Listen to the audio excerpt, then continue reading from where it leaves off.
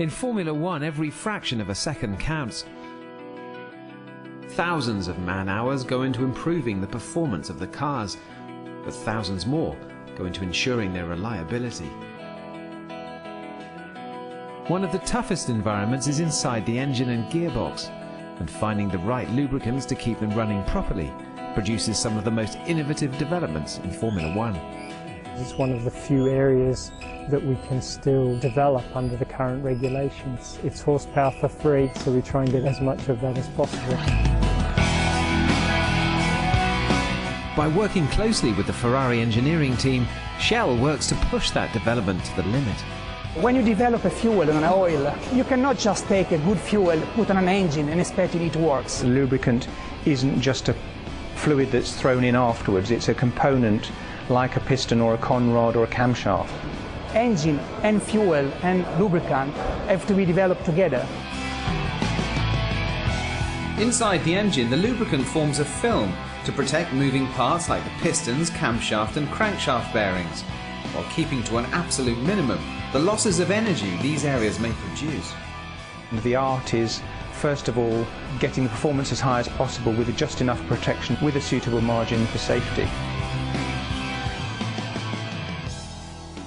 Formula One cars use a dry sump system, which pumps oil around the engine via a separate oil tank. It's more efficient than the wet sump in the average road car, but it also causes engineers one major headache. There's a lot going on inside the engine, the oil is thrown around, it picks up air.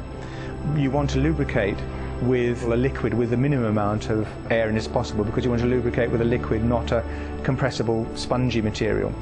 Through the careful combination of additives, Shell's lubricant engineers can speed up the removal of large air bubbles. But they also need to make the oil's passage through the engine as easy as possible.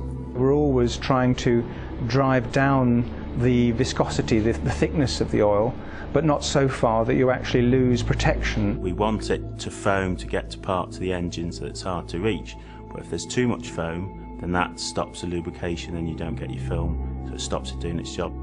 The lubricant acts as a cleaner for the engine too, but with the refueling regulations forcing engines to run leaner this season, the cooling properties of the Helix lubricant will also come into focus. The amount of energy going through the oil purely as a coolant will go up, so that's something we do have to cope with. For all its headaches, lubricant development remains one of Formula One's most dynamic and fiercely competitive areas. Not that advances can ever be made overnight. The new Formula One is a Formula One that cannot produce results in a few months, in few days. Long partnership is the basis of developing true advanced components. Ultimately though, any advances that are made are good news for everyday motorists. My response to the technical regulations will eventually be translated into things that we can use in Shell Helix Ultra on the road. You may see it first in Formula One in better power, but in the road car you're looking for better fuel economy, better mileage from your fuel, and going with that, lower CO2 emissions.